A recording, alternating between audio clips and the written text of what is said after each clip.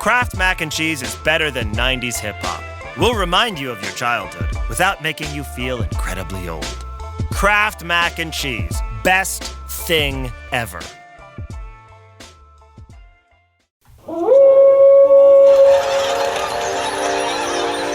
News team, assemble!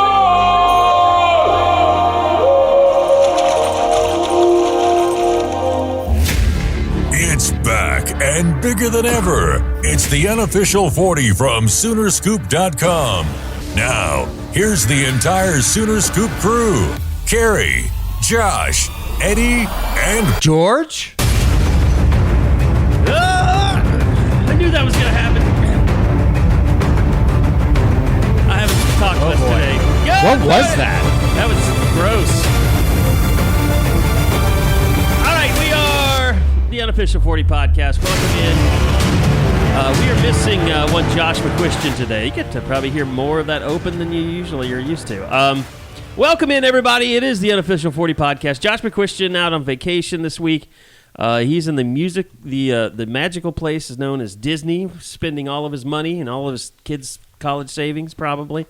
So we do maybe, possibly, not on this show, but there is a very strong possibility Bob Przybylo is coming into the building today to do a hoops report, which is that'll be fun. Much needed for the masses. It'll be a lot of fun. Maybe there just needs to be it needs to be a therapy session. I also want some names thrown out there of who you guys would hire. I don't know if Bob will give any names. Bob is not the one to jump to firing people. Bob might still have a little bit of faith. I know he wrote this morning about Calipari talking about the Arkansas team that went 1-6 last year and then turned it around. Or 1-7. They started 1-7. They lost 6 in a row as well. I don't know. This feels a little bit different. This feels like the end of time. I mean, we've all been there with Brent recently. I mean, when you're covering a team and you think the coach is probably going to get fired or could, very strong indications that it's not a lot of fun covering teams like that. No, it's not. And it's not just because it's bad basketball. The most depressing part is it's like they got 5 home games left. I mean, there's really a lot of season left to be played. I just don't think that they're going to find ways to win many games. I mean, the last 2 weeks have been about as rough as I can remember. If you guys want to, I don't know if you saw Bob's message. He's on his way. So if we want to hold the men's basketball discussion, we can have him on the pod. Yeah, we can do that. Let's do that. Let's do that even. When he gets here, we'll force him to get him.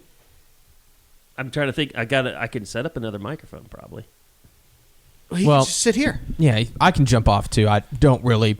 I can definitely. I don't have much comments on the men's basketball program right now. Well, Roger Denny did though. The thing that sucks about it right now is like, even if they have a lead late into the game, you don't trust them to be able to finish it off. So it's like, it's kind of like if you look at it through the lens I started looking at it at, like, okay, how can they F this up? It kind of is fun. Like, I kind of thought that they were going to get beat by a half-court shot on Tuesday night. You had the flu the other day, so you didn't have to go see that in person. Yeah, it is tragic. Life-sucking when you see that happen in person. Well, I mean, yeah. I've seen it multiple times over the last 5 years. Very well conditioned to it. But, yeah, I mean, we'll talk more about it when Bob gets here. But yesterday, obviously, the introduction of Roger Denny as the new athletic director at the University of Oklahoma. Guys, there's been a lot of change over the last, 5, 6, 7 years. A lot of people that I started out with in this business are no longer around. I mean, some of them aren't even alive. Like David Bourne's dead. Like, it's crazy. It's Bob Stoops. There'll be a Regents meeting tomorrow. He'll be stepping down of any type of administrative role. Is he like officially entering retirement where he's going to be not strapped to anything? Pretty much. Yeah. I mean, because he retired from the Renegades, too. Yeah. He'll probably just go down and watch Drake play. And yeah, a Renegade wide receiver now. So, very well earned for some time off for Bob Stoops. Maybe he'll take some time off. I mean, he's still got several jobs. Does radio still. He's got his tequila. He's got his tequila company. Although I don't think he's doing a lot of day-to-day. I don't think he's doing the books or anything. No, I don't think so. So, Sure, yeah. him and Matty McMillan have something planned. They're Yeah. probably up to something.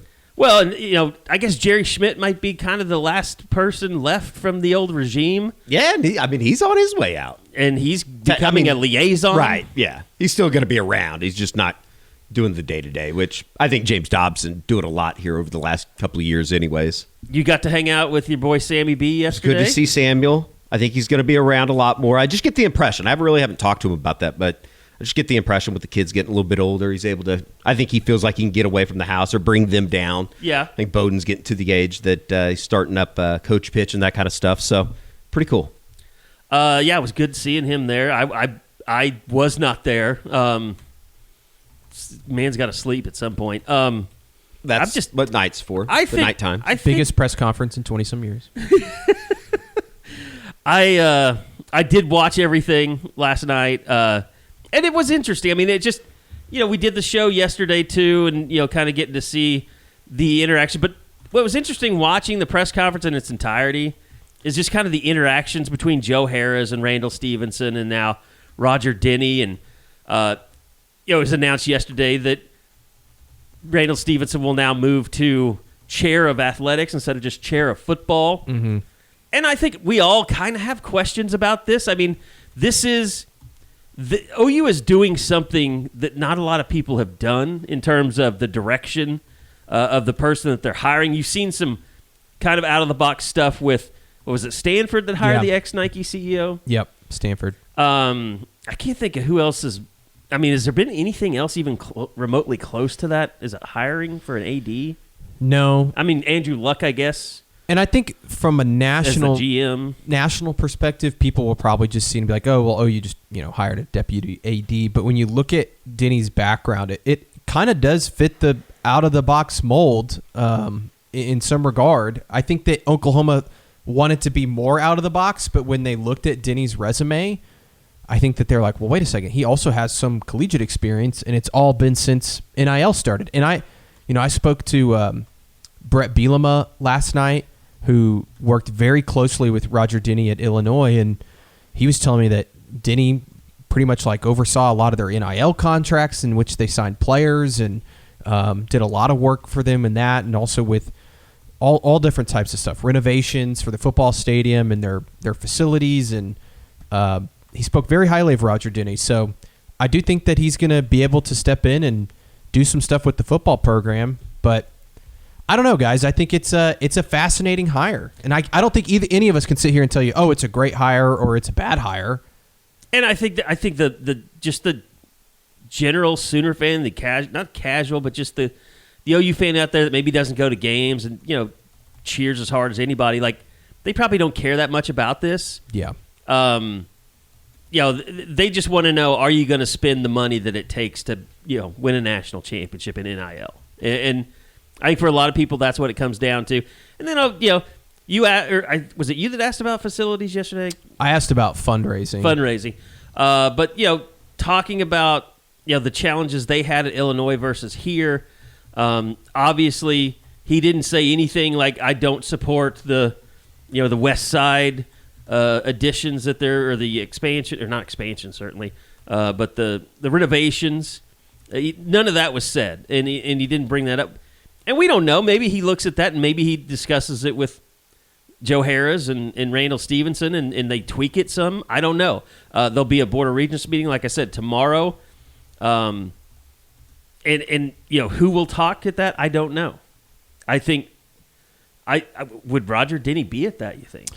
I think so, but I don't know. Just to be introduced to the board. Yeah, but when the coaches' contracts come out, for example, I've been told that the people that negotiated those and put those together was Joe Harroz and Randall Stephenson. So I don't even think I think Joe Castiglione will be there, but I don't think he will be talking with the media because he didn't really handle the contracts this time. And I know Denny didn't either because Denny just got hired. So I don't really know. I'm curious what the Board of Regents meeting is going to look like. And we should be noted, every assistant except for DeMarco Murray is up for some sort of updated contract, whether that be compensation or an extension of years. And the reason people will be like, oh, is DeMarco's contract up? Is he leaving? No, he's still got a whole nother year. He was given a huge pay raise a couple of years ago. If you remember, he's like the highest paid running backs coach in the country, or one of the highest paid. Ohio State came after him, wasn't that right? Yeah, it was Ohio State came after him, and then last year Penn State came after him. But he's making like $150K, and his contract is through 2027. So he's making more than 150, right? $50K, what? $150,000 or $850,000. Okay. I was sorry. Yeah. Sorry. What a steal they're getting! No. Yeah, I know. No. I was so confused. 800. Well, some people might say it's not a steal, Eddie. Look at what his products are doing right now down at the down in Mobile. Senior Jay Bowl. Knott Are you tearing trying to it get up. everybody triggered? It is crazy. Is it crazy? We all knew he was talented. I agree with you. It's not crazy that he's a super talented guy. It just kind of adds to the allure, the mystique of don't we know, whatever like, this was. We all say it's like a mystery, and I do think there's stuff that we don't know about that happened behind the scenes. Everybody wants a smoking gun. Like, that's why he didn't play. We all know what happened. At least we know? I think we know, and it's look. Jaden Ott came to Oklahoma believing he was going to be a contributor. He didn't come to Oklahoma just to get a paycheck and not play. Like I don't believe that. That's not what we heard. He came to play. And he was the number one running back for the first week or so of fall camp.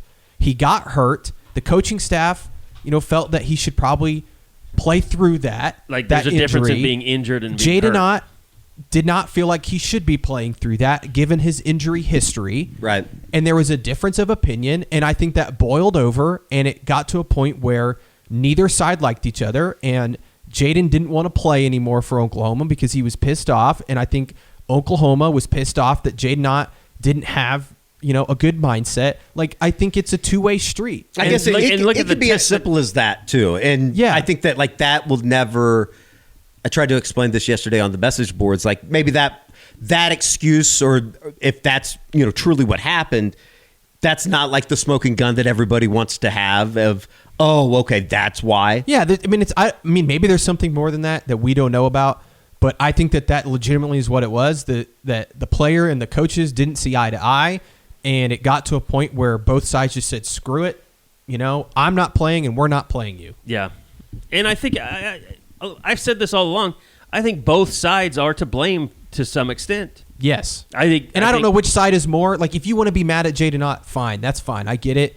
He but did the technically stuff about quit. Take that helmet off. You don't deserve to wear it. I mean, you're just lashing out. Yeah, I also just don't know why people. I mean, I guess I know why people care, but it's like it's over. Just move on. No, I'm kind of the same way. I think he's going to be good. I think he's going to go to the NFL and he's going to play. There is a lot of intrigue, though, when this guy is going to ultimately have a pretty good week at the Senior Bowl. He's going to go on to the Combine, or I would imagine he's going to get drafted. There's always going to be a question of, like, what the hell happened? Why was he on the Oklahoma roster? And if you want to be mad, he's going to have to answer that question. I would love to know. They're going to be NFL teams are going to call OU and be like, "What the hell happened?" And I think he's going to be eliminated off of a lot of teams' boards, especially teams that we've seen that employ a lot of former OU players. I mean, like the Ravens have always liked OU guys. Kansas City's taken a liking to Oklahoma guys. OU guys. I mean, Philly has taken a liking to Oklahoma guys. I don't know. It's weird. He's going to end up with like the Browns or something. But the thing is, like, in the National Football League, it just takes one. Just takes one team to think that you could be the guy, and they're going to be able to change you. And I wish him the best. I don't think that I have any ill will. Yeah, I don't think he's a bad kid. Do I think that he always had the best mindset? No, but like I can tell you pretty confidently that Jay Knott came to Norman thinking he was going to be the guy and have a really good final season, and it just didn't work out it was a disaster. And I saw Jaden spoke yesterday to a couple media. Like, I think that he probably regrets some of what went down, and probably regrets just going to Oklahoma. So, yeah, I don't know. I get why people are upset, and you can be upset with him. I totally get it. I also think it's a little bit of a two-way street. I don't think anybody handled the situation as well as they could have. Agreed. And it'll play out. I mean, we'll see what type of pro career he has. I mean, if he really is an attitude problem, he'll never make it through a training camp. Or soft. Yeah. I mean, if he's not tough enough, playing, you're going to find out in the NFL. All right.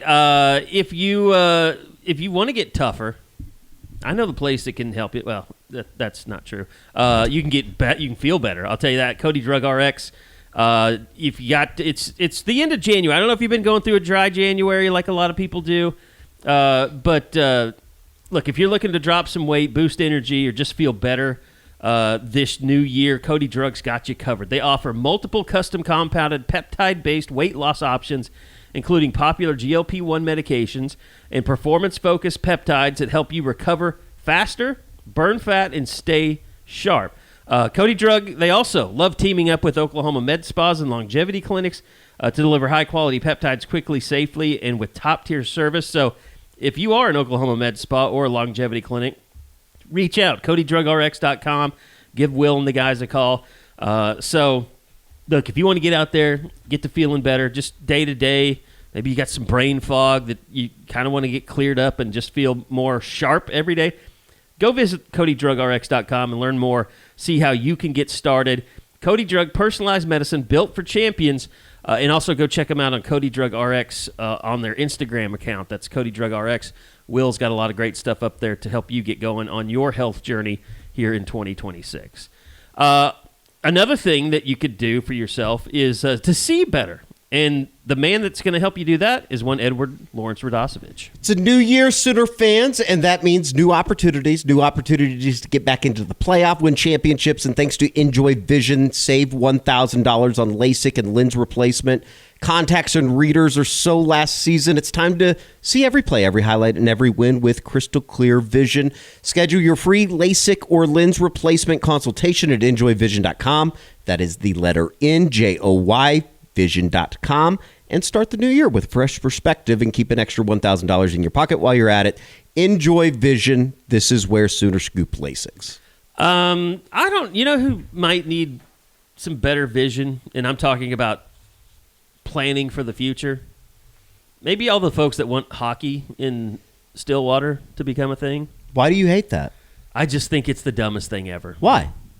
I think it's pretty kick-ass. Real? Is that real? Yes. They're really building a $200 million. There's a donor that wants to build, that wants to fund a hockey program. I'm not getting in. I'm confused though. Why would OSU think that is a smart investment in terms of, like, they're not going to make money on the they didn't come out, but they gave a statement yesterday saying, look, we are not right now, there's just talk out there, but we are not advancing towards making hockey a varsity sport.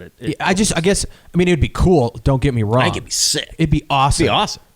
Hockey is not going to suddenly give you revenue, changing revenue in the athletic department. It's going to suck revenue. I mean, I can tell you a place like Oklahoma State, and it's the same at Oklahoma.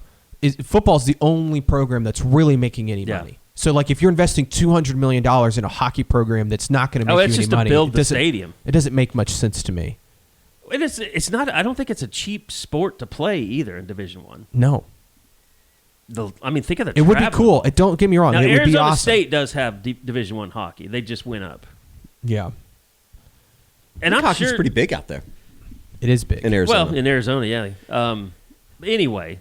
Teabag at the radio station's got me all fired up. They should combine. OU and OSU should combine and just play State of Oklahoma hockey and let's go win a Frozen Four. Put UCO in there too? Yeah, sure. Get the best players from each school. It's just the Oklahoma hockey team. Oh, I see. Just like an all-star team. Yeah. Let's go win the Frozen Four. It'd be badass. Will they switch one year they're OU, the next year they're OSU? I don't care. I really go beat up on Boston College or whoever. Could be cool, and I know people on the message board are talking about it right now. Everybody's pretty much yeah, let's do something like that.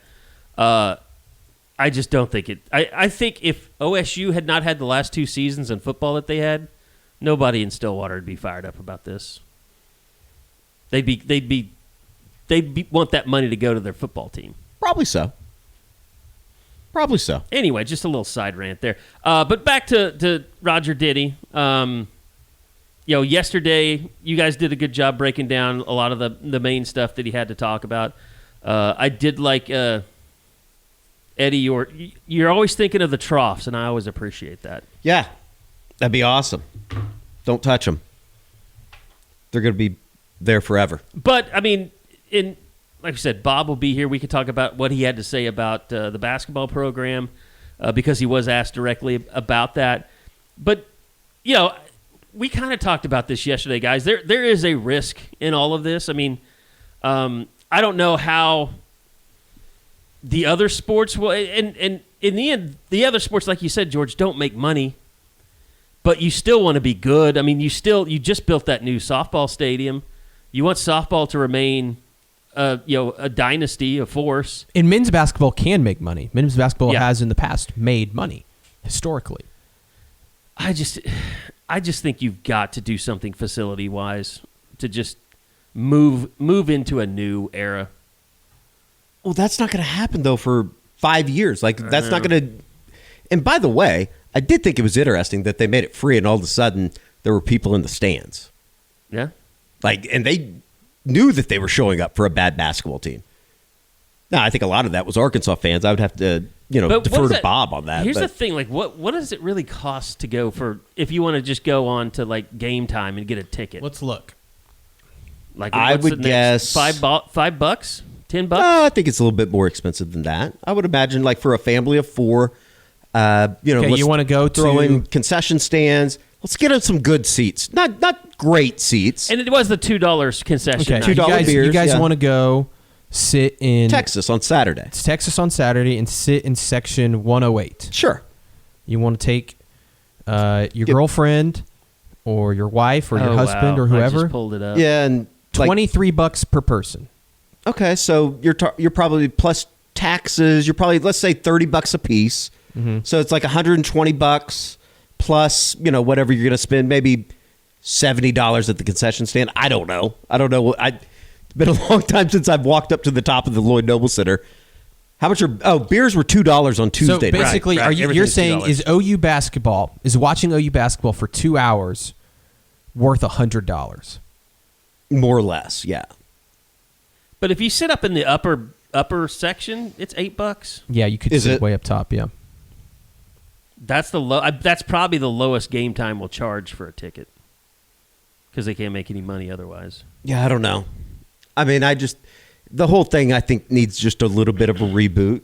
And is this a hot take? I still don't know if like Porter Moser was a quote unquote bad hire as much as it just hasn't worked out. Going back to at the time, I've been thinking about this a lot. Like when they hired him, that was kind of one of those moments of like, oh, I didn't know they could do that. I didn't think that they would do that. And it just hasn't worked out. And whether that's, I think a lot of it falls at Moser's feet. Sure. Hand up. Hasn't been great in late game situations. I do think that is coaching. Look at the Missouri game. That's coaching. Should be fouling under 5 seconds left or under 6 seconds left, whatever. But I think that there were some challenges that he was presented with that he probably didn't know that he was signing up for at the time. I've said this before. I think, Porter, he never liked NIL. There was, he was never shy about voicing his opinion about, how difficult things were with NIL. And did he not like it though, or did he know that he was disadvantaged, so he like pushed back against it? Would be my question.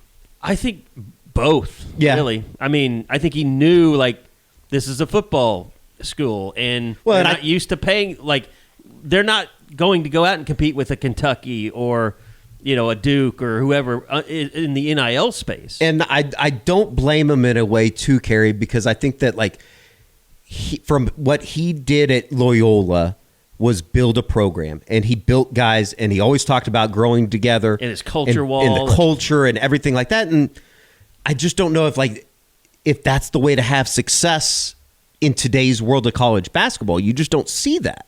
He's not a rent-a-player guy. I mean, like, Calipari, that's all he did, but he was doing it because he was getting one-and-done guys. Yeah, he was. and his teams would usually get better as the tournament got closer. But I don't think Porter ever was comfortable just having a whole new team every year. Yeah. And, I think it's funny to like hear Kentucky fans and the way they talk about Calipari now as opposed to the way that they thought about him, like a year and a half or 2 years or 3 years ago when all they wanted was him to get out of town. Or I guess it's been more than that since he was in Lexington. But they're ready to run Mark Pope. Like, his body might go missing. with the amount of money that they're spending and the effort that those guys are giving, including Antega Owe. It's college basketball. It seems like you got to be a legit psycho. Like football, you can kind of get away with. College basketball right now, it's tough.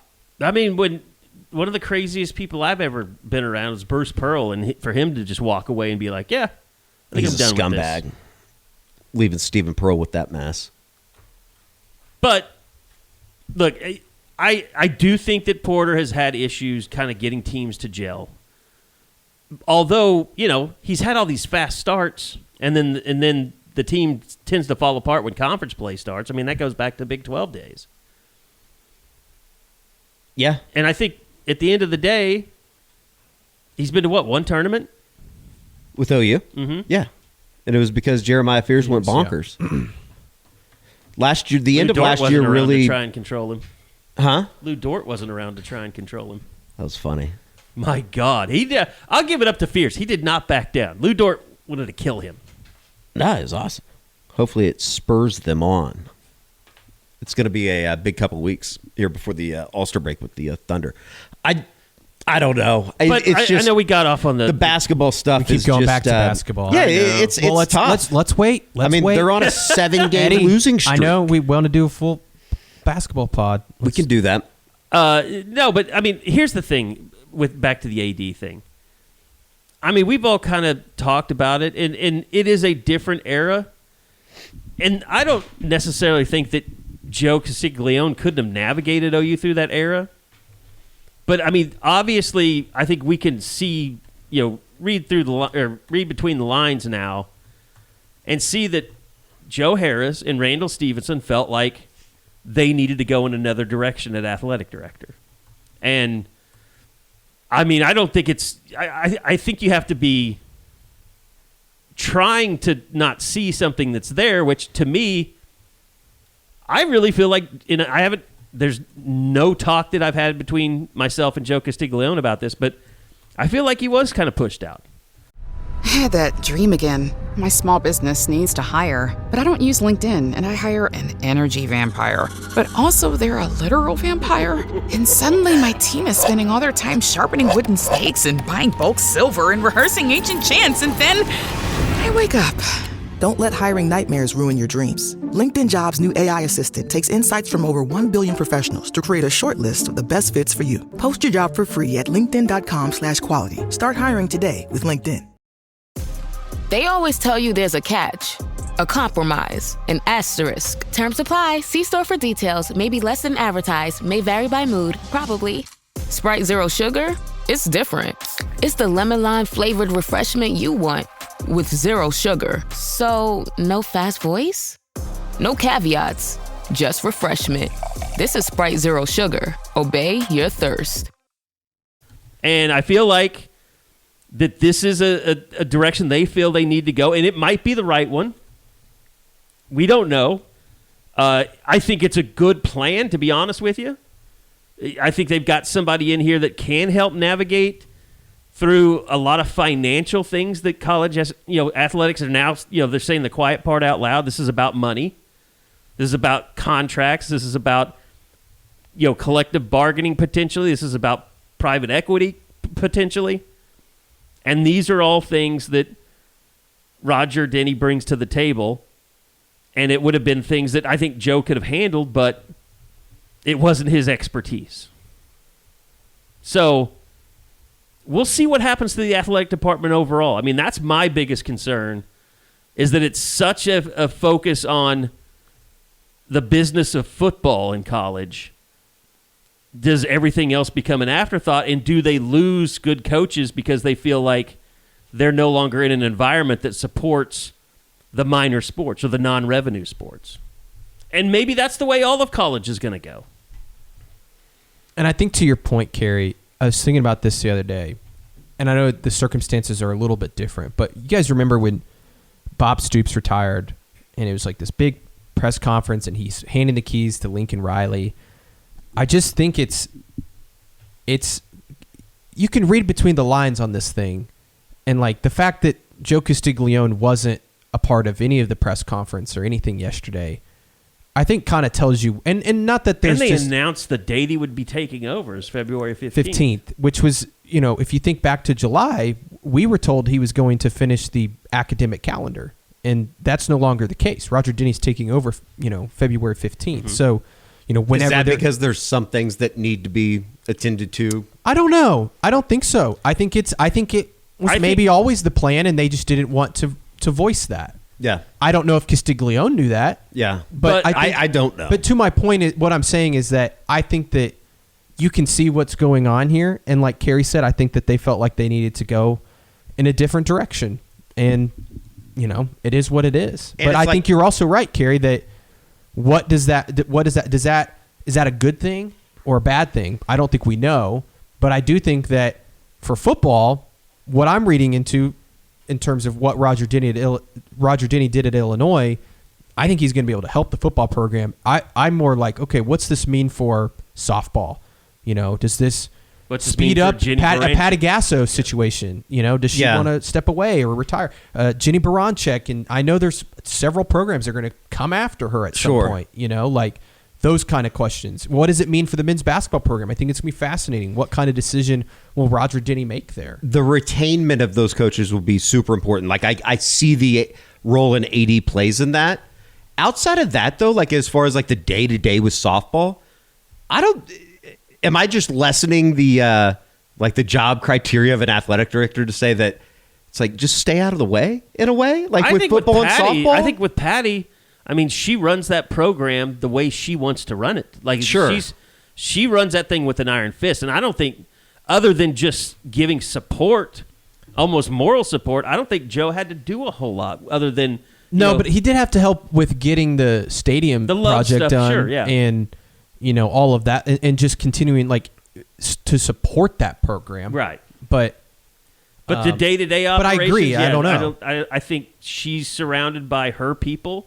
They do it the way that she wants it to be done. My bigger question is for the last 28 years, Joe Castiglione, he made the call on pretty much everything in the athletic department, right? Coaching hires, coaching fires, contracts, all of that stuff, the direction, facilities, all that. I want to know, is Roger Denny making the call on all that stuff? I don't know. Yeah. And yesterday they definitely wanted to push that. I think, it was Joe Harroz that said, we're going to empower our AD to make leadership decisions, I think was the quote or whatever. But it's curious that Randall Stephenson is, still going to be working. And they definitely also tried to play that down a bit. Mm-hmm. But going from the chair of football to the chair of athletics is an interesting title change. He's definitely going to be you can't convince me whenever they make a decision on men's basketball that Randall Stephenson won't be sitting in that room having an opinion on what they're going to do.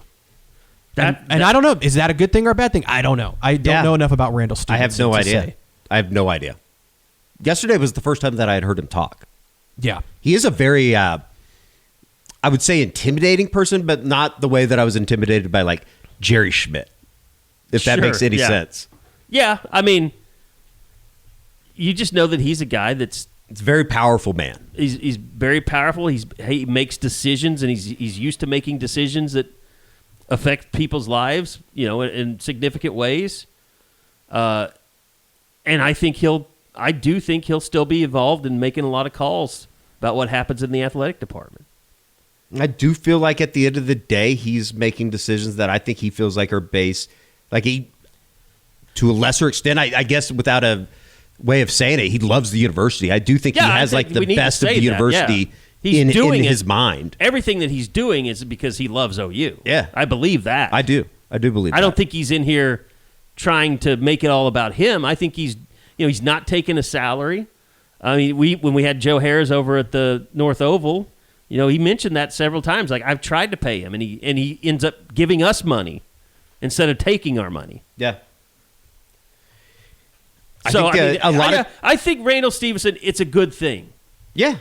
We're just trying to figure out the dynamics and who makes calls. It's just different than what we've known for the last 28 years. It's totally different. Better part of both of our lives. Yes. Totally different. And from everything that we've known, from a professional standpoint, for sure. I'm not double 28. Well, then your life too. Half, almost more than half. It's crazy. just kind of weird. I will say the more and more I read into Denny, get to know him, talk to people. I mean, I thought it was cool that all the people from the Illinois athletic department came. Like that speaks volumes that they would show up. And I spoke to Josh Whitman, the AD there, and he was fantastic. Like everything I keep reading about this guy, hearing about this guy, and maybe I'm just drinking the Kool-Aid because OU wants me to drink the Kool-Aid, but I am starting to buy in that this guy seems to know what the heck he's doing. Am I just an idiot? I was telling my dad last night, like, in a way, it's like, I think you'd have to really, like, kind of fuck up to look back on 5 years and say, that was a hire that was just terrible. Like, it just ended up being miserable for everybody involved. Like, I just don't, I guess right now in the moment, I can't find a way to think that we could foresee that, I guess is what I'm saying. There is a part of me, though, I told you guys this yesterday, that there is a small part of me that's like, what if we look up in 5 years and we're like, man, what the heck were they doing? Yeah, I mean, it could be, but I do think that, like, and maybe it's because of the way that they formulated, like, the front office, and now we're, a year and a half into it. It seems like that's gone better than I could have ever thought it was going to go with Jim Nagy. Like, I think that they have a very good sense of direction of the way that they want the athletic department run. Now is kind of just the moment of truth. And the moment of truth isn't going to be a day or a week or a month. It's going to be years from now to see where this is at. I still think that Jim Nagy was a home run hire. And unbelievable hire. Like, I can you imagine where this would be without a front office in place to take some of the load off of? Question. Like, would Brent be the coach right now? Like, would they have been able to navigate a 10-3 season? Because I do think that, I don't want to just say, like, because of their presence is here, all of a sudden he became a better coach. I think it's coincided, though, with one another, because I do think some things have been taken off of Brent's plate to a lesser extent. Yeah, I mean, it's hard to. That's I guess a hypothetical that is never going to be able to be answered. I'm trying to think through, like, what the football team would be like without Nagy. I mean, it's they made such a nice jump at receiver compared to the year before because they had bodies. Running back was kind of a wash, and that's probably because Xavier Robinson was hurt most of the year. And that's not to say, like, the development of, like, I'm not trying to say that, like, Jim Nagy's presence has been a reason that the players on the defensive side of the ball all of a sudden have become better, that they've been developed. No, yeah, like, that's the coaching staff. But that's, I think, also goes into, like, the culture of the program and guys showing up every day wanting to try to be 1% better. All the cliche lines that you could throw out there. It's just they're in a better spot now. I mean, for everything that happened, with the offensive line, like, they were better, and they, Bill did a good job developing those young guys. But you give Nagy credit for bringing in Jake Michaela.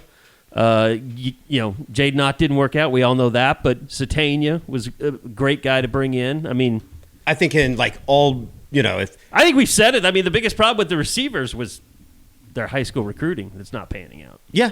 No, and that's still something to be, monitored, I think, over the next year. And especially if, Emmett Jones is back, which I kind of feel like it'd be a surprise if he wasn't moving forward. Well, he's on the docket tomorrow, right? All the assistants are outside of DeMarco, who's making $100,000. $850. No, it's interesting. It's certainly different, just in terms of going to games and stuff even, and you just don't see a couple of people that you normally see. But here's the thing too, and it's about fundraising, and I want to talk about that. But first, I want to tell you guys about Lucy. You guys know I'm a big Lucy guy. Got the subscription and everything. Gone down from the 12 milligrams to the 8 milligrams, but it's 100% pure nicotine. It's always tobacco free. Lucy Breakers also. I've had those. I've picked one of those up at OnQ. They're interesting. Lucy Breakers are nicotine pouches with an extra surprise. Each pouch holds a capsule that can be broken open to release extra flavor and hydration.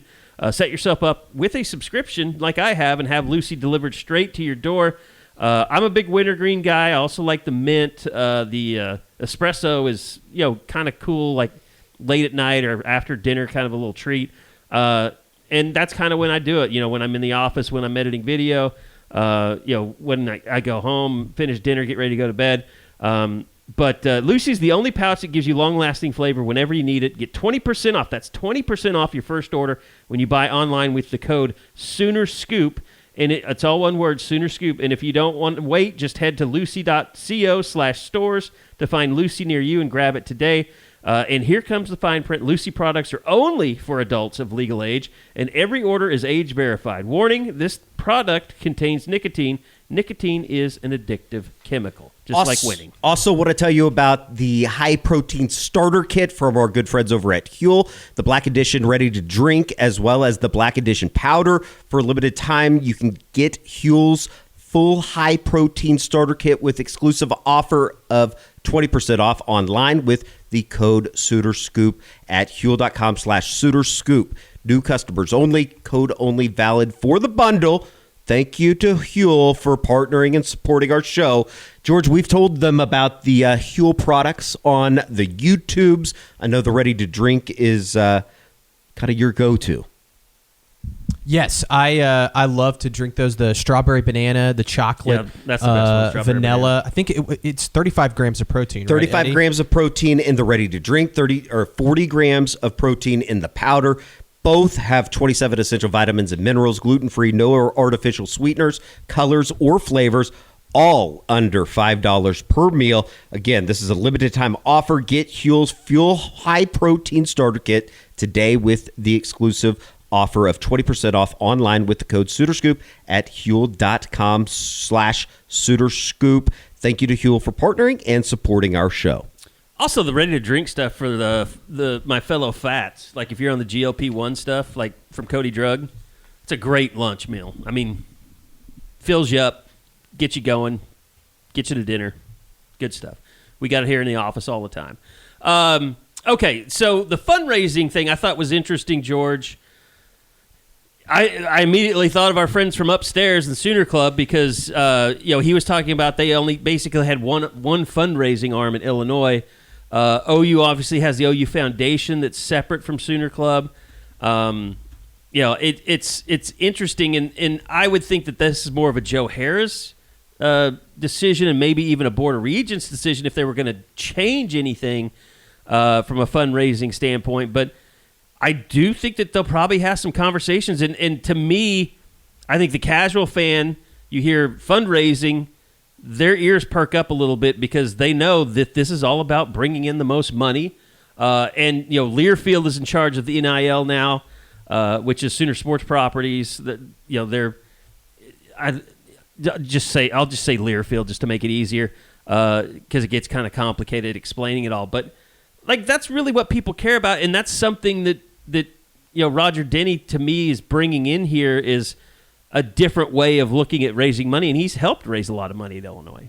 Yeah, he was in charge of I think $100 million renovation and facilities and stadium projects, and I know he talked a little bit about that yesterday. But and I am very curious to see what he thinks of the $450 million stadium renovations that OU has planned. But they talked a lot yesterday about the difference in like what they need in an AD and all that. But one thing that I don't think is changing at all is the need for money. Yeah. Like I think that is not never going to change. That is never going to change. And so I'm very curious what can Roger Denny do, because he doesn't strike me as like, I don't think Roger Denny's going to be the face of like going out and be like, oh, we need your money, and like a salesman, that kind of guy. I do think though he's going to be able to employ some people to help with that. And then once he gets the money into the program, I think finding creative ways to utilize it the best is something he's going to be very good at. Like that's from what I can gather is like once he gets his hands on the money and gets it in the program, he's very dynamic in the way that he can use it and help, provide the resources for the program. So again, I don't know exactly how he's going to do fundraising. I think that he's going to need to hire some people to help with that kind of thing, or keep some of the people that are currently in the program, or maybe change the way that they're currently doing some of the fundraising. But that's going to be a huge part of the job. I can tell you, and the numbers will come out soon, OU did raise a record-breaking amount of money this past year. I think it was a little over $92 million in contributions. I was shocked how many... by the way, this is a little bit of a sidebar. I was shocked how many people donated like 7 figures and put anonymous. I will never. I would want all the credit. I would want all the credit. But I asked Dylan upstairs like why people do that. Yeah. And he said it's because once their names get out there, everybody starts coming asking at them for money. So I can see that. They're trying to. That is a problem that rich people have. Yes. And they know about. They know about the kind of the how to cut the quarters there. And I guess if you have all that money, it doesn't really matter. If I had a bunch of money, I guess that's true. I mean, even though I don't have a bunch of money, not like right now, but I still want people to leave me alone. So I can only imagine if I really had real money, how many people would be coming at me. I'm just trying to keep the. I mean, my God, you would be scared if you knew how many emails I get just because my email is on all the podcasts and all the YouTube stuff. So I just constantly am getting pitched by these sales companies that like, we want to come in and take over your advertising from Guangzhou, China. And it's just like, let's do it. No, we're not doing it. Let's do it. But no, I mean, that's why, long way of saying that's why people donate anonymously. I did think it was interesting that, Denny kind of put it out there in that response to the fundraising question, just in terms of like, what is an ROI, like a return of investment in today's modern college athletics? Like there really is none. They're not going to, you're not saying like, unless it's a private equity situation, right? That you can't even really say this is going to help attract I give you $15 million. Like, I'm not exactly going to be making $20 million off of this. I'm going to be getting pleasure. Well, it's like the same question of like what we were talking about with men's basketball. Like the return on, you spend $100, like, you want to see the team win. That's your return on investment, And especially like you can kind of get it if football doesn't win and you spend all that money, but as long as they're competitive. But like basketball is just like, I don't have to go to this. Like I can watch this on TV. Yeah. Like I want to go out and enjoy it and have a good time. But if they're down by 18 at halftime to Florida, like this sucks. And I know a new arena. Florida did beat South Carolina by 47 last night. They're really good. I mean, Florida's really good. Their bigs are ridiculous. They're insane. I also did say too, again, we keep getting back into basketball, but like the arena discussion. Is Bob here? Not yet. But like the arena discussion, I still think that if you get a new arena, sure, that might bring a few more folks in. But if the team sucks, like people are still not going to go. You could have the nicest arena in the world. Yeah. I mean, just look at the attendance in Austin here at the beginning of November and December. Yeah. It's bad. Well, and that's the other thing. OU kind of hitching its wagon to the entertainment district thing. Just, I think every one of us that lived in Norman were like, I don't see how that possibly is ever going to happen. But for some reason, because the people in this town, they're just not going to vote for something like that. I kind of thought that we were past that. No, it's going to be tied up in court and stuff. I think I just heard about Bone Man! The long-awaited return of Bob Przybylo. I tell you what, I will step out and I will let you guys, because you can talk some women's hoops too. Okay. Okay. I was going to finish this story, but I'll stay on. Me and Bone Man can just not come sit down. We're doing the pod right now. We are having a state of the OU basketball discussion that shall begin as Carrie clears out here. OU on one of the hot streaks in the history of the program right now. Losers of 7 consecutive games. Nobody has been in the thick of it more than the great Bob Przybylo. He is here to calm the masses. Yes. And tell us why they're going to turn 1-7 into, what would that be, 8-9, or 8-8, 11-7. They're going to win 10 in a row. 11-7, sir. 11-7. This is not good. AI is incredible. It can teach you how to fry an egg and even write a poem, pirate style. Yarr! But it knows nothing about your work. Slackbot is different. It doesn't just know the facts. It knows your schedule. It can turn a brainstorm into a brief. And it doesn't need to be taught. Because Slackbot isn't just another AI. It's AI that knows your work as well as you do. Visit slack.com/meet Slackbot to learn more. This is not good. No, it's not. And I think that I'll just set it up for you this way. We were talking about it earlier. I go back to the day that Porter was hired. It was like, I can't believe that they actually pulled this off. I can't believe that they got him. It obviously has not worked out. This is a roster that I think a lot of people thought was going to be his best roster. And for a lack of better termage, it's the same shit, different day. I mean, I reached I'm not going to say breaking point, but I will tell you that on Tuesday night, that despite the fact it was nip and tuck the entire way, at the under 8 timeout, I start to write a story that said the losing streak has gone to 7. Yeah. You just kind of waited for it. You were waiting for the shoe to drop. I would have wrote it, started writing it at halftime. Because when they were up by 13. When they were up by 13. And then all of a sudden it was 4. Yeah. Oh, my gosh. And then the first 3 minutes of the second half, they tried to play through Mo Wagee, and that led to multiple turnovers. It was a very strange... What's happened with, like, it's very minute in the grand scheme of things. No. What Mo's drop off is huge. What's going on there? Like, at the end of the year last year, and maybe it was Jeremiah Fears just making players around him better. Mo Wagee, they ended the NCAA tournament, and especially in that UConn game, and we're thinking, like, this is going to be one of the better big men in the country next year. He got abused by Florida.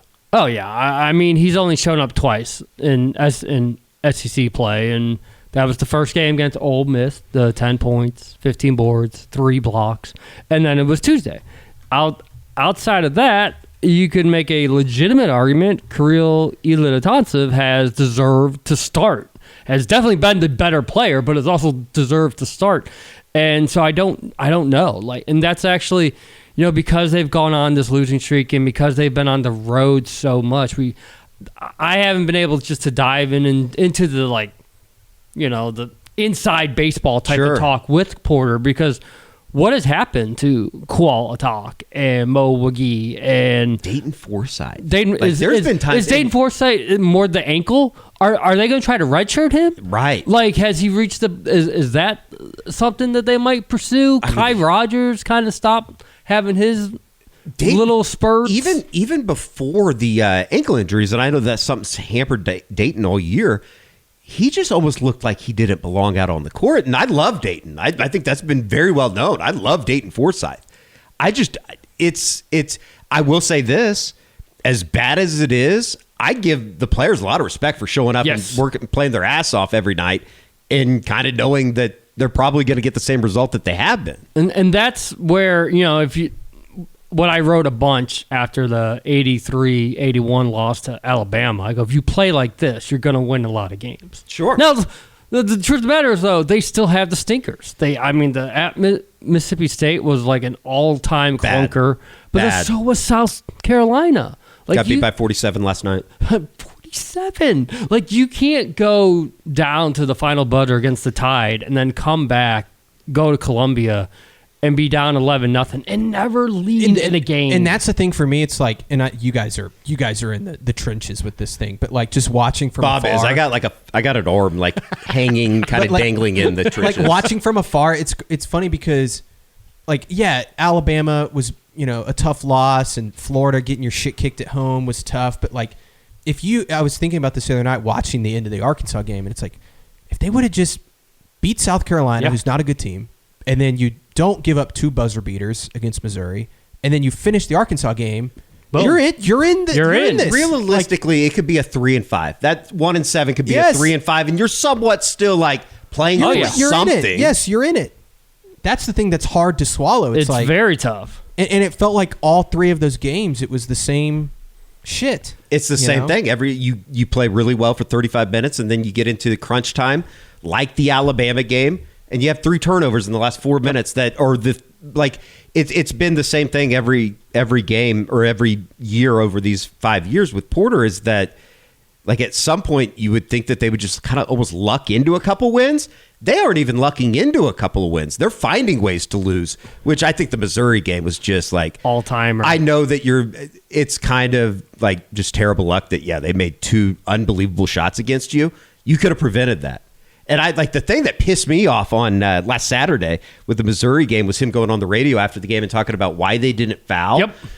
Continuation. I've watched a lot of college basketball. You don't get a continuation foul 75 feet away from the basket when they should have fouled when the ball is inbounded. You had T.O. Barrett in the corner. Because what would that have been? About 6 seconds? There was 5.9 when they inbounded it. You could have fouled at 5.5 when the ball's inbounded, 75 feet away from the basket.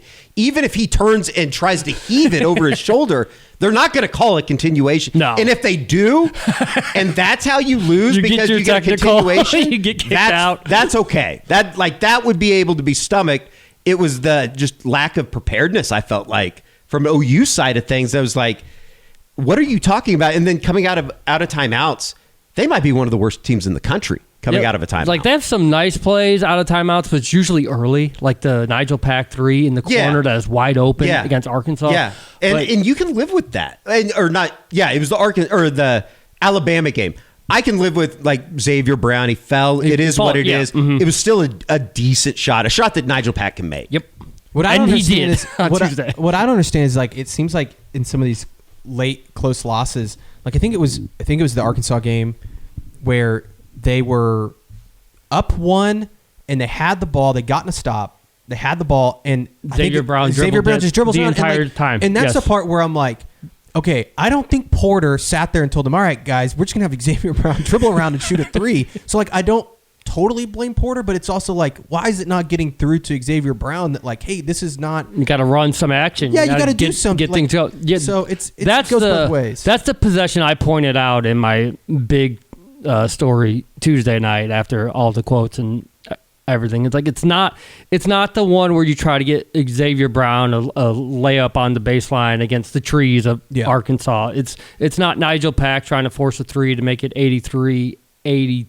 It's when you're up 79-78 and Mo McGee grabs a rebound from a missed free throw from Acuff, gives it to Brown, and then no one else sees the ball. The rest, like, that's the possession. It's not the last second possession, but there's always something. There's always a possession, whether it's defensively or offensively, where it's like, that's the one where you're not good enough to overcome those type of errors, and you've just made them again. Yeah. It's going to be interesting, and I think that, obviously if this continues on the track that I think a lot of people feel like it's going to, we know where this is going to end. What'd you make of what Roger Denny had to say? Kind of an uncomfortable spot for him. Hey, you just got hired 15 minutes ago. You ready to fire somebody? Welcome to Oklahoma. I'm so curious because I don't know which way this is going to go. I really don't. Is he going to come in and say, Porter's not the guy, or is he going to come in, laugh at how OU has done bad from Brad Underwood and what the Illini are in the hunt for any transfer portal guy, any high school recruit? Like, the Illini are absolutely in play for anything that they've wanted since Denny and Underwood had been there. So is he going to say, well, wait a minute, a coach can't do anything with this. This is on us first. Let's fix, and then I think that it's going to be, I'm not going to say schmooze is the wrong term, but I'm sure Porter Moser is going to have to try to talk his way into still having this spot. Saying, I can be that guy. You fixed what happened in Champaign. Do the same thing here, and I will show you how good we can really be. And I wonder, too, like, there's a couple things with this. Does the timing of Roger Denny's hiring help or hurt Porter? Like, in the sense of, like, does Roger come in and be like, well, I just want to get my own guy anyways? Or does it help Porter in the sense it's like, well, I want to see Porter work. Like, I want to see it in a full season. Like, I don't know. I kind of think I lean towards the other way where I think Roger's going to be like, hey, let's just start over. But I don't know. I think it's interesting. And I think the other thing to think about is we hear Porter's name come up with some of these other jobs every year. Would he just be like, you know what? I gave it my best shot at Oklahoma. Somebody else is going to offer me a job, and I'm going to go. I'm going to take it. I don't know. This is the first January, February where I'm not asking him about taking another job. We went through Notre Dame and DePaul. We had Villanova last year. So it feels like a rite of passage to be talking to Porter about. I kind of like your idea of just switching with the Notre Dame coach. Just I'm telling you, I know that Mike Shrewsbury hasn't had a ton of success. Answer. He hasn't had a ton of success at Notre Dame, but I do think he understands, having coached at Penn State, having coached at Notre Dame, he understands the role of the basketball program within a football school. I think he is a pretty good coach, all things considered. Again, can you do better? I just don't know. I don't know what that landscape looks like. And I know that everybody just says, call one of the Houston assistants. No. I would love Hollis Price to be the guy, and he comes back and wins Final Fours and national championships. I just don't know. I don't know. I don't think that it's realistic that Kellen would want to be involved. You still got to make the call. It's just it's tough. And, I think that in all heart of hearts, if you could put a truth serum in Porter at the end of this year, if things continue on the path that they are, everybody just kind of shaking hands, say, hey, it didn't work out. Good luck to you. I think that'd probably be the best outcome. Yeah, I think I don't know how much stock is going to be put into the next month and a half, but they're 11-10 at this moment. What if they got to 17 wins? Obviously, they're still not making the tournament, but if they won 6 more games during the 10 regular season and when they go to Nashville for the conference tournament, like would that type of ending be enough to say, okay, now Roger, now give me what this program needs and I can show you? Yeah, I think that the argument for a lot of people, the majority of the Oklahoma basketball fans, would be you're still not making the NCAA tournament for the fourth time in 5 years. You got to go. And again, like I think that we have realistic expectations of what the OU basketball program should be. And I know it's kind of like I roll my eyes every time that I hear this, but we're not talking about a program that needs to be competing to go to a Final Four every single year. Every 5 years, they need to be in conversation, and they damn sure better not be in a situation where you're looking up on January 20th and you're getting on ESPN and looking at Lenardi's projections, and OU's not even a part of it. Yep. Not even a part of the conversation. Like, they need to be making the NCAA tournament every year. You should have one of the best 68 teams in the country in Norman, Oklahoma. That's why Sankey wants to get it to 76. Just expanding by proxy. Oklahoma all of a sudden's in. No, it's a tough conversation. I guess it's not that tough. It's kind of black and white these days with OU basketball. I would say that, and again, this is like one of those things that only comes up because they've lost. But yet again, on Tuesday night, they opened up the doors. It seemed like it was a great crowd on television. Tremendous atmosphere. And a lot of that was Arkansas, too. And for like the shout out. And the 10th time that this has happened, it seems like over the last 5 years, they just kind of went out and laid an egg. I don't think they did. They just lost. They lost. Yes. They lost. At the end of the day, they lost. They didn't lay an egg. You're right. When you watch Arkansas... they laid an egg in the final 2 minutes. Yes. That's when fair. you watch Arkansas play, you're almost like, how are you even playing with this team? That team is so athletic, so big. That's why it did not feel good when they were up 4 at halftime. And it felt like you had won the first half by 20.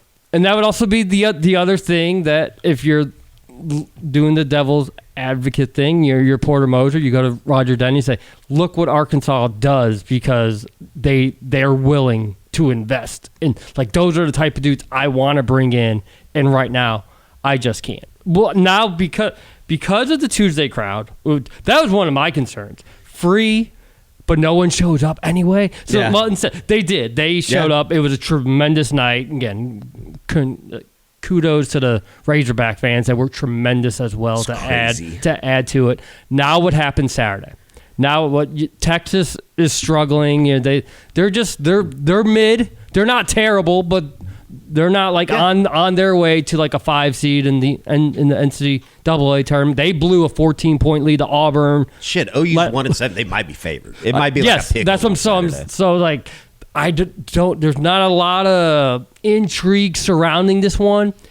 Will OU fans still show up Saturday afternoon? I'm very curious. And look, for Porter Moser's sake, again, I kind of think it is what it is. It's probably over. But if he wants to win over Denny and keep his job at Oklahoma, it'd be a great start to go beat Texas on Saturday. I would imagine that Rogers is going to be in the house on Saturday, his first OU basketball game. It'd be the first win in Norman. Against Texas for Porter. He was. God, I will say, Denny. Crazy. Denny was in attendance. That's crazy. Denny was in attendance for the.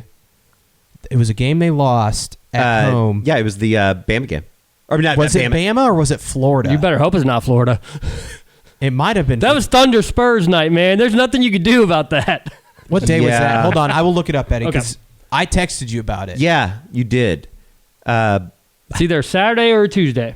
It was the Tuesday. I think it was the Florida game. Then it's the Florida game. Yeah, I think it was the Florida game. I mean, that was just a perfect storm of suck when you've got Spurs coming in Paycom after beating the Thunder 3 times. At least the Thunder won that night. Like, no one wanted to go to that game. I can't believe that we walked out of the Paycom Center, and this is like maybe it'll go on my list of worst takes, including with you should go to the Pac-12.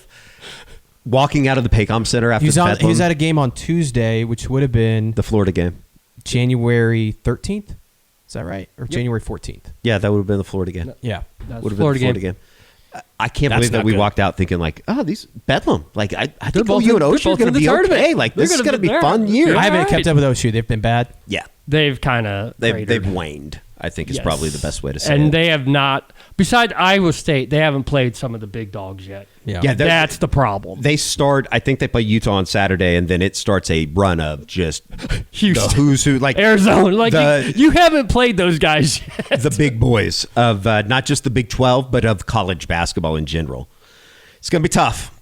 But then you flip over to the women's side of things, George, and what a win that was on last Thursday over South Carolina. Yeah, you were there. Yeah, it was awesome. That was, I would say, I don't know the history of OU women's basketball as well. I know that Sherry had some big wins back in the early 2000s and those runs to the Final Four, but I can't imagine. There were some big matchups with Baylor back in the day, I remember, but that's got to be one of the best, like, regular season wins. Definitely the best of Jenny Baranchek's career at Oklahoma. And I think South Carolina is obviously really freaking good.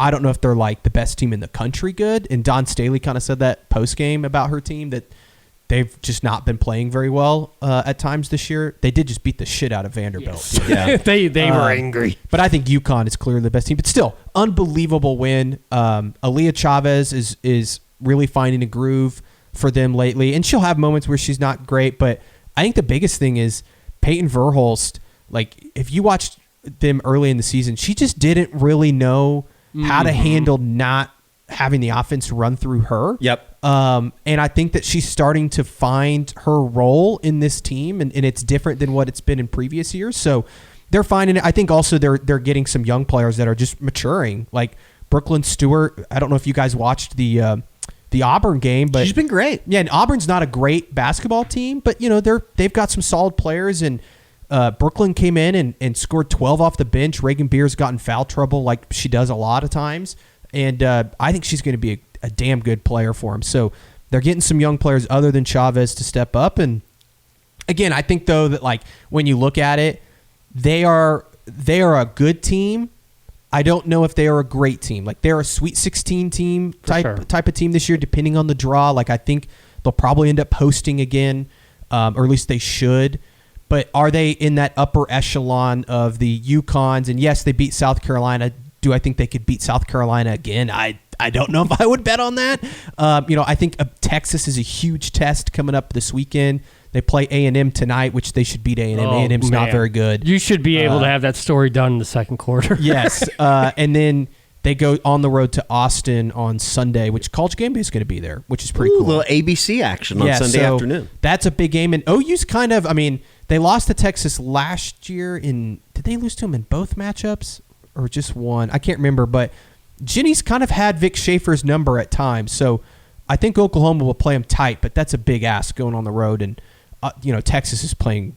They're one of the best teams in the country right now. So I thought they made South Carolina look really slow. Yeah, and OU just like there were so many times, Bob, that OU just beat them down the court. Yep, easy layups. Like it was even after a made basket. Yeah, South and that's Carolina. just like that's the beauty of the way Jenny. Like sometimes it looks terrible, and then there's other times that it's just amazing basketball. And I think it just kind of clicked. And like I said, they. The Lofton girl has come in and like she's not going to light up the box score, but she does some really good stuff for him off the bench. Brooklyn Stewart, Kaya Smith, like they're finding some depth, which was kind of my big question mark. Because they only have 11. Yeah, I'm just curious if they can do it in the postseason. Like I think they're gonna win. The one game too that they're gonna look back and it's gonna kind of haunt them is the Ole Miss game. They should have never lost to Ole Miss at home. LSU's one thing. LSU's playing great basketball. It's weird. Like that was the apex for Kentucky too. Yeah, Kentucky. They should have beat Kentucky. They've struggled mightily. They can beat anybody in the country, except for maybe UConn. And then there's like 5 teams though that I wouldn't pick them to beat.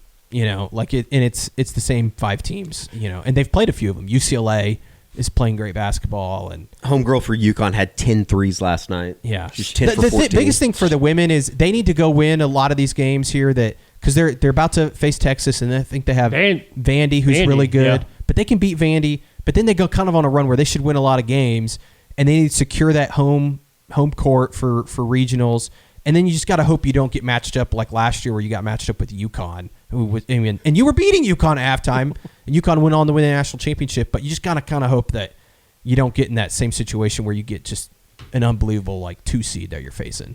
Very different situations on either side of the Lloyd Noble Center, as you can tell. Yeah. All right, that is your OU basketball summit. I don't know if we're going to continue on. I think that Bob, while we have you, what did you think of Roger Denny just in general yesterday? Just kind of weird that this new era has begun. Yeah, I mean, just it's OU predicting where things are going to go, and if they're correct, then Roger Denny is absolutely the perfect guy for where college athletics will be in the future. He said the stuff about I'm here to help Brent Venables get number 8 and widen the gap for Patty and KJ. He had some one-liners that, if you're an OU fan, you're like, yes, that's what I want to hear. But I think overall it's probably just for the general fan, it's a wait and see. It's like, what does this really mean? What does he really want to do? What's going to be his baby that he's like, this is how I make my mark when I arrive in Norman? It'll be really interesting. I think that, a lot of times we want immediate answers, and this is going to have to be something that I think just plays out over the next, days, weeks, years, months, years, and so on. I don't know. When you start talking about that new arena and the patience that he had and some other deals, 7 years? Can you guys wait another 7 years? Been waiting 50. Might as well make it more. Illinois, I did want to say, so he talked about, he helped with some sort of a baseball park or arena district in St. Louis. Yes. He helped with that. And I don't think he was at Illinois when they did this, but Illinois renovated their basketball arena not too long ago. I want to say, though, it was before Denny got there, but I'm pretty sure it was. I don't know. Maybe he would look into renovating Lloyd Noble instead of doing the arena, North Park, whatever. I don't know. I know that Houston did it to the Fertitta Center, and they've turned that thing into a pretty spectacular in-stadium, presentation or whatever you want to call it. It's worked out quite well for them. I think that they did take a year. I want to say Houston was playing their home games over at maybe Houston Baptist or something during that year when they were doing it, because it took a full year, if I remember correctly, for them to actually go in. They gutted the place. It's still the structure, but as I understand it, they gutted the entire insides of the building. Yeah. And by the way, the holdup on the North Park stuff is they're still waiting for a ruling from the Oklahoma Supreme Court on the petitions that were signed or whatever about City of Norman still doesn't really want it. Yeah. I can tell you that. So, well, they may not have a choice. No, it's going to be really interesting. Speaking of decisions and rulings, anything on Heineke as we close out the recording today? Nope. It's good. All right. So he's participating in the Senior Bowl, right? Yes. Which doesn't mean anything. I don't think it means anything. No, I'm just saying that's where he's at right now. He's down in Mobile. Yep. How's he been doing? I don't know. I know Grayson Holton. Grayson Holton is killing it. Grayson Holton's going to get... he could get a day 2 be awesome draft pick if somebody falls in love with him. I'm telling you, he should be the... If you told me in 5 years you look up and he's starting for someone, it would not surprise me. No, he's that good. He is the token of development that should be on every poster that Oklahoma puts out if you want to play defensive tackle at Oklahoma. Him and Jaden Ott. The great former Sooner, Jaden Ott. All right, that's going to do it for this week's Unofficial 40. We will have a Hoop Summit on YouTube that you can watch, basically this same conversation, but on camera, so you can see my facial expressions as Bob quickly kills me with all of the OU basketball news. George, thank you for your services. Thank you to Carrie Burdock. Thank you to myself. We will talk to you next week on the Unofficial 40.